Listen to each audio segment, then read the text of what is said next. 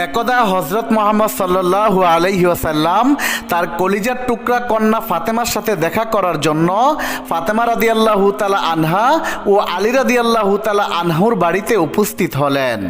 বিশ্বনবী হজরত মুহাম্মদ সাল্লাল্লাহু আলাইহি সাল্লামকে দেখা মাত্রই হজরত আলী রাদিয়াল্লাহু তাআলা আনহু সালাম দিলেন। তখন হজরত মুহাম্মদ সাল্লাল্লাহু আলাইহি ওয়াসাল্লাম আলী রাদিয়াল্লাহু তাআলা আনহুকে বললেন, হে আলী, একটি পাত্র করে পানি নিয়ে আসো। তখন বিশ্বনবীর নির্দেশ অনুযায়ী হজরত আলী একটি পাত্রে পানি নিয়ে আসলেন। অতঃপর বিশ্বনবী দোয়া পড়ে পানিতে ফুঁক দিয়ে উক্ত পানি হজরত আলী রাদিয়াল্লাহু তাআলা আনহুর শরীরে ছিটিয়ে দিয়ে দোয়া করলেন। তারপর হজরত ফাতেমা রাদিয়াল্লাহু তাআলা আনহাকে কাছে ডাকলেন। অত্যন্ত লজ্জায় নত হয়ে রাসূল করিম সাল্লাল্লাহু আলাইহি ওয়াসাল্লামের দুলালি হজরত ফাতেমা রাদিয়াল্লাহু তাআলা আনহা তার সামনে এসে উপস্থিত হলেন। বিশ্বনবী তখন ফাতেমাকে বললেন, মা, তুমি ধন্য হও, কখনো স্বামীর আদেশ অমান্য বা অবহেলা করবে না। তার সুখ দুঃখের সমান ভাগ হয়ে তার সেবায় নিজেকে নিয়োজিত রাখবে। মা, মনে রাখবে, কিয়ামতের দিন মানুষের মধ্যে যে সমস্ত মানুষ দুযুগবাসী হবে তাদের মধ্যে হবে অধিকাংশ মহিলা এবং তাদের অধিকাংশ নারী হবে স্বামীর আদেশ অমান্যকারিণী। সর্বদা এই কথা মনে রেখে স্বামীর ঘর করবে, আর কোনো সময় কোনো ব্যাপারে কিংবা কোনো জিনিসের জন্য স্বামীকে চাপ দেবে না। তবে আমি জানি হজরত আলী দরিদ্র হলেও শিক্ষিত এবং জ্ঞানী মানুষ। সে কখনো এমন কিছু করবে না যাতে তুমি তার ব্যবহারে মনে ব্যথা পাও, আর শত দুঃখ কষ্টের মধ্যেও সে যেন তোমার হাসি মুখ দেখতে পায়। মা, মনে রাখবে, স্বামী যদি তার স্ত্রীর মলিন মুখ দেখে এতে যে দুঃখ হয়, এরূপ দুঃখ আর কিছুতেই পাওয়া যায় না। স্বামীর সঙ্গে সর্বক্ষেত্রে আদরের সঙ্গে হাসি মুখে কথা বলবে। যে স্ত্রীর প্রতি তার স্বামী অসন্তুষ্ট থাকে, সেই স্ত্রীর প্রতি আল্লাহ তাআলাও অসন্তুষ্ট থাকেন। এমন উপদেশমূলক কথাগুলো বলে আল্লাহর রাসূল সাল্লাল্লাহু আলাইহি ওয়াসাল্লাম সেখান থেকে চলে আসলেন।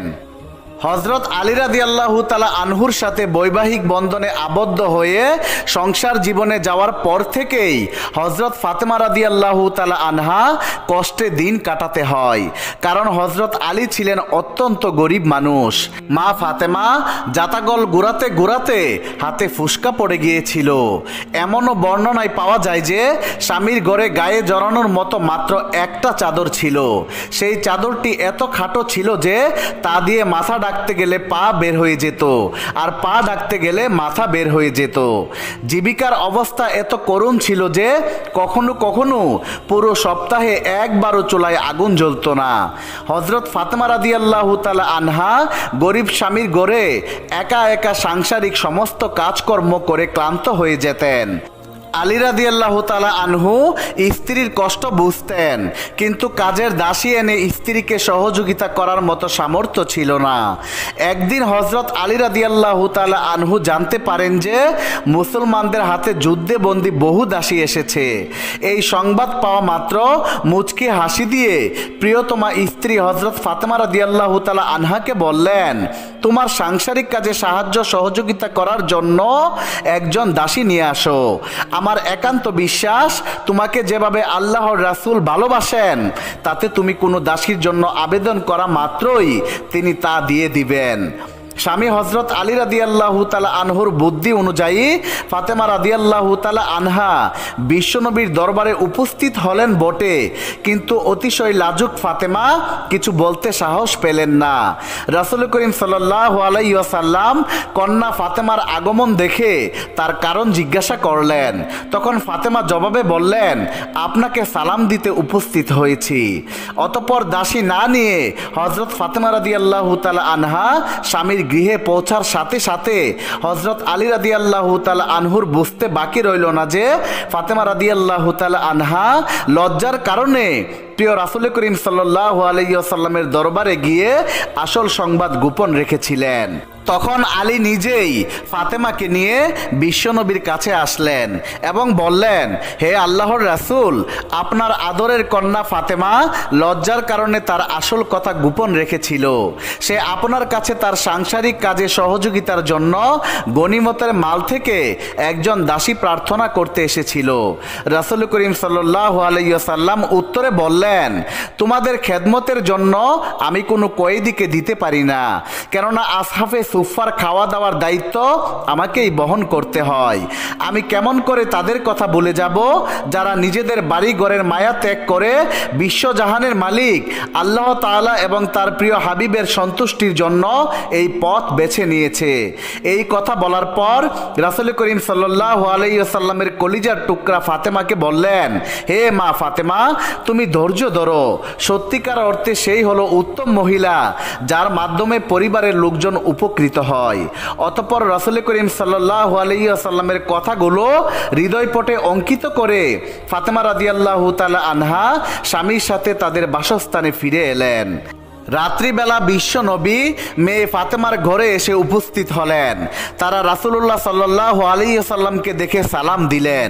তখন আল্লাহর রাসূল বিশ্বনবী মুহাম্মদ মুস্তাফা সাল্লাল্লাহু আলাইহি ওয়াসাল্লাম তাদেরকে বললেন, আমার নিকট তোমরা যা দাবি করেছিলে তার তুলনায় উত্তম বস্তু পেতে তোমরা রাজি আছো কি?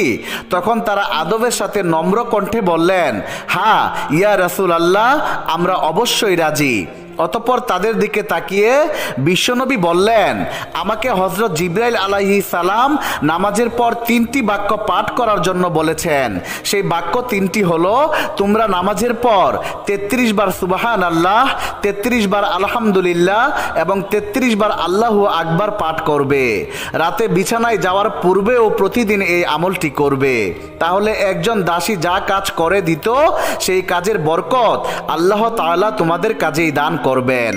অতঃপর হযরত মুহাম্মদ সাল্লাল্লাহু আলাইহি ওয়াসাল্লাম সেখান থেকে চলে গেলেন। বেশ কিছুদিন পর হযরত আলী রাদিয়াল্লাহু তাআলা আনহু কতিপয় সাহাবীদেরকে বললেন, যেদিন রাসূল করিম সাল্লাল্লাহু আলাইহি ওয়াসাল্লাম আমাদেরকে এই দোয়া পাঠ করার জন্য বলেছিলেন, আমি সেই দিন হতে আজ পর্যন্ত এই পবিত্র বাক্যসমূহ পাঠ করতে ভুলে যাইনি। হযরত আলী রাদিয়াল্লাহু তাআলা আনহুর এমন কথা শোনা মাত্র একজন সাহাবী বলে উঠলেন, তাহলে কি আপনি সিফফিনের যুদ্ধের রাতেও এই দোয়া পাঠ করেছিলেন? উত্তরে আলী রাদিয়াল্লাহু তাআলা আনহু বললেন, হ্যাঁ, আমি ঐতিহাসিক সিফফিনের যুদ্ধের রাতেও এই দোয়া পাঠ করেছিলাম।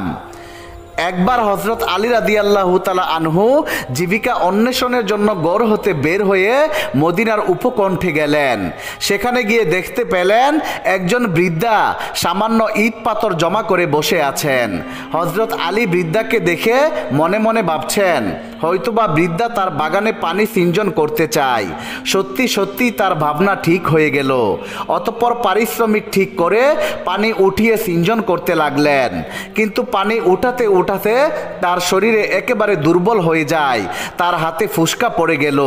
এই হাড়ভাঙ্গা পরিশ্রমের পারিশ্রমিক হিসাবে পেলেন মাত্র 1 মুঠো খেজুর। মনের খুশিতে 1 মুঠো খেজুর নিয়ে তিনি বাড়িতে ফিরে হযরত ফাতেমার হাতে তুলে দিলেন। হযরত ফাতেমা রাদিয়াল্লাহু তাআলা আনহা আলহামদুলিল্লাহ বলে গ্রহণ করে নিলেন। একদা রাসূল করিম সাল্লাল্লাহু আলাইহি ওয়াসাল্লাম হযরত ফাতেমার ঘরে গিয়ে দেখেন ফাতেমা উটের চামড়া পরে আছেন। সেই চামড়ার মধ্যে ছিল 13টি তালি। ওই সময় রাসূল কন্যা হযরত ফাতেমা রাদিয়াল্লাহু তাআলা আনহা আটা পিষছিলেন এবং বিশ্বপ্রভু আল্লাহ তাআলার মহাগ্রন্থ আল কোরআনের বাণী পড়ছিলেন। আদরের কন্যার এমন কষ্ট দেখে বিশ্বনবী মনে কোনো কষ্ট নিলেন না।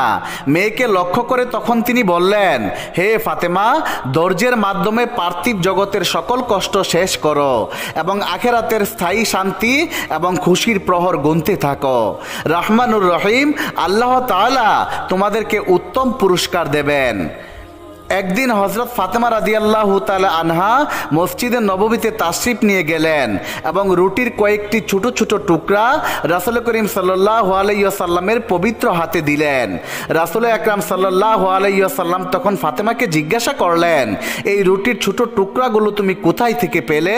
তখন জবাবে ফাতেমা রাদিয়াল্লাহু তাআলা আনহা বললেন, আব্বাজান, অল্প কিছু জব পিষে রুটি বানিয়েছিলাম। আমরা যখন মুখে দিচ্ছিলাম তখন আপনার কথা মনে পড়ল, তাই আপনার জন্য সামান্য কিছু রেখে দিয়েছিলাম। তৃতীয় বেলা অনাহারে থাকার পর আজ ভাগ্যে আমাদের রুটিটুকু মিলেছে। নবী করিম সাল্লাল্লাহু আলাইহি ওয়াসাল্লাম মেয়ে ফাতেমার এই দেওয়া রুটি খেলেন এবং বললেন, আমি 4 বেলা অনাহারে থাকার পর আজ তোমাদের দেওয়া রুটির টুকরাগুলো মুখে নিলাম। একদিন রাত্রে হজরত ফাতেমা রাদিয়াল্লাহু তাআলা আনহা হঠাৎ করে অসুস্থ হয়ে পড়লেন। অসুস্থতা এমন বৃদ্ধি পেয়েছিল যে অজু করে নামাজ আদায় করাও অসম্ভব হয়ে পড়েছিল। কিন্তু ওই সময় তায়াম্মুমের প্রথা প্রচলিত হয়নি, তাই শত কষ্টের মধ্যেও হজরত ফাতেমা অজু করে ফজরের নামাজ আদায় করলেন। হজরত আলী রাদিয়াল্লাহু তাআলা আনহু ফজরের নামাজ জামাতে